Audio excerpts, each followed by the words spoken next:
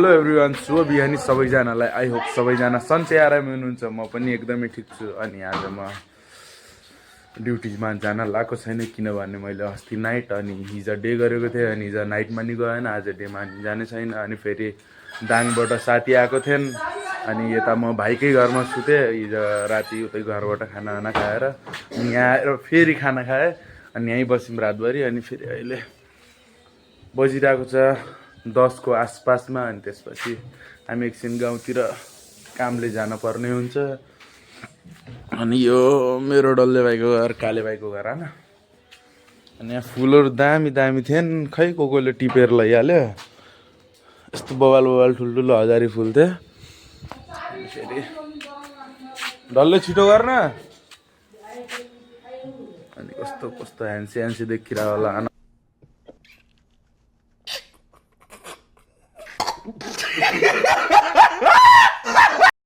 म कपाल काटेर पुरा हेर्न सक्नुहुन्छ। यहाँ बहिनी चाहिँ एकदमै मेहनती चाहिँ, बिहानबाट काम गरेको गरेपछि अहिलेसम्म काम गरिरहेको छि। यति धेरै काम गर्छ आम्मा।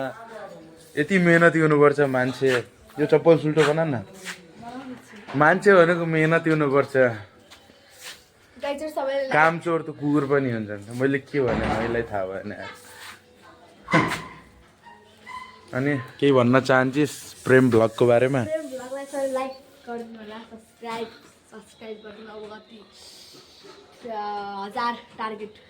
टार्गेट यही भ्लगमा 1000 सब्सक्राइबर पुगिहाल्छ।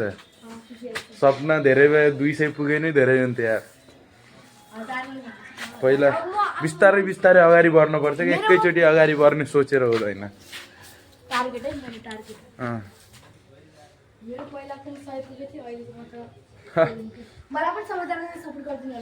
के हो च्यानलको नाम भन्? के सुनार? विनिता सुनार। ल, साउट आउट टु विनिता सुनार। हाम्रो बहिनीको च्यानललाई नि सब्सक्राइब गरिदिनु होला। ल त अब हामी गाउँतिर निक्लिन्छौँ।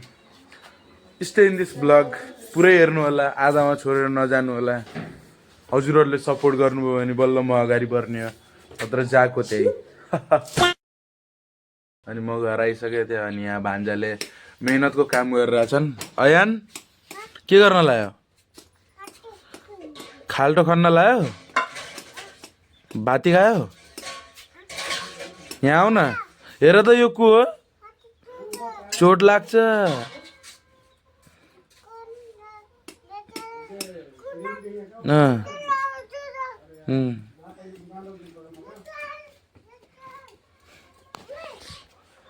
रमाइलो छ बच्चा। म एकछिन सानो कामले यता नहर खजुरातिर आएको थिएँ। अनि त्यो काम सकाएर म फर्किन लागिसकेको छु।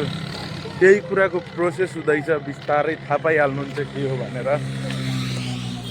केही महिनामा भन्दा नि 1-2 महिनाभित्रै म बाहिर जान लागेको छु। त्यसैको अफर लेटर आयो, त्यहीमा सिग्नेचर हान्न आएको थिएँ। अब यहाँ बसेर त केही पनि गर्न सकिएन। अब बाहिर गएर हल्का फुल्का केही गर्न सकिन्छ कि भन्ने आशा छ। अब त्यसैको लागि हल्का फुल्का गर्नै पर्यो। छोरा मान्छे भएपछि कमाउन पर्यो, अब बाहिर जान पर्यो होइन। त्यस्तै त हो। अब म एकछिन भाइको घरतिर जाने हुन्छ।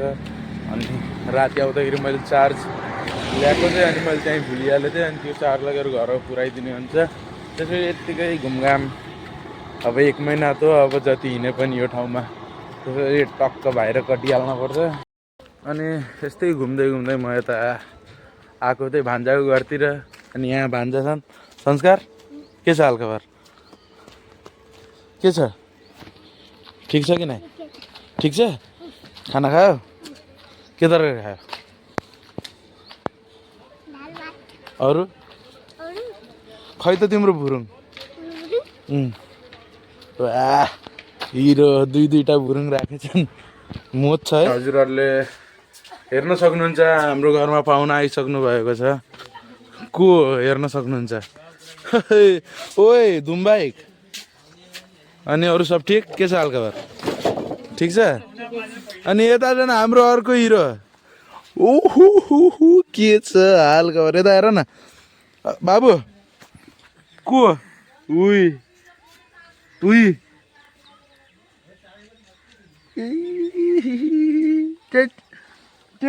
को यस्तो आऊ पक्र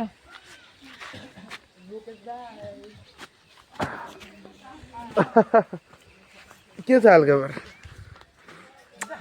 के छ यो मेरो सबैभन्दा सानो भान्जा सानो मेरो कान्छी दिदीको अनि सबभन्दा सानो छोरा दुईवटा छोरा छन् एउटा अर्को फटा छन् खेल्न गएछन् दुईवटा भुरुङ राखेछन् तिनले अनि यो परेन सानो होला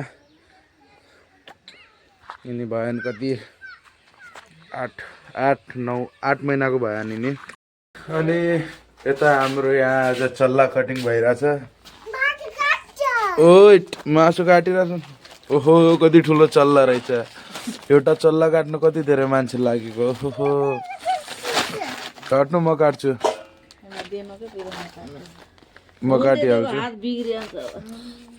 हात सब्र्या कहिले थियो र बिग्रिनलाई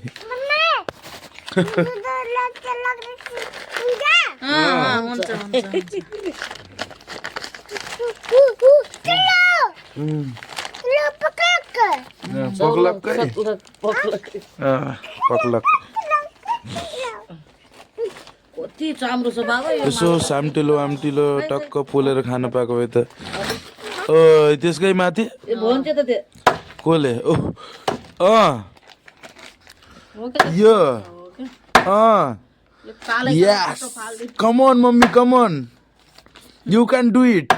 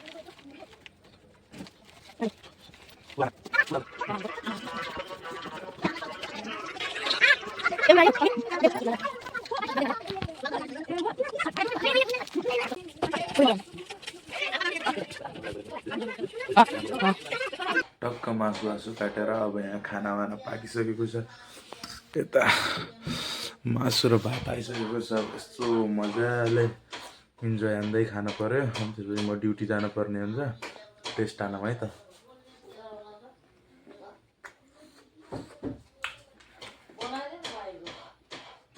घरको कुखुराको मासुको टेस्ट नै बवाल हुन्छ म खान्छु पुरै भिडियो त बनाउनु भएन ल त एकछिनमा म ड्युटी जानुपर्ने हुन्छ अनि म खानावाना खाएर हिँडिसकेको छु अनि जाडो एकदमै छ अनि हेर्न सक्नुहुन्छ हजुरहरूले टोपी लगाएको देखेर जाडो एकदमै छ अनि फेरि एकछिन उसलाई साथीले आफ्नो घर आइज भनेर भन्दै थियो अब एकछिन उता घुस्छु म अनि आजको ब्लग यति नै सबैजनाले माया देखाइदिनु होला अनि लाइक सेयर अनि सब्सक्राइब गरिदिनु होला धन्यवाद।